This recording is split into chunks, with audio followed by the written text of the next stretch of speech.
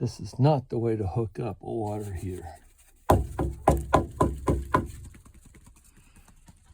2x4 holding up the expansion tank that is the wrong size.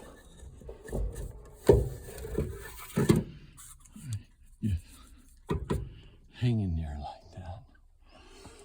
CPVC pipe hooked up directly to a P&T valve. The gas line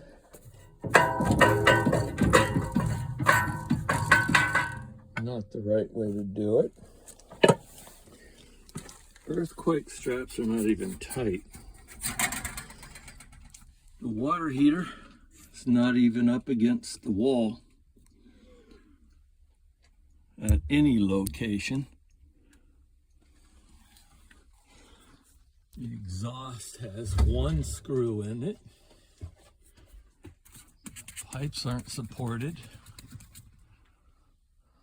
Just everything is done wrong on this thing. The electrical's not up to code on the circulation pump. It is a good water heater. That's one thing they did right.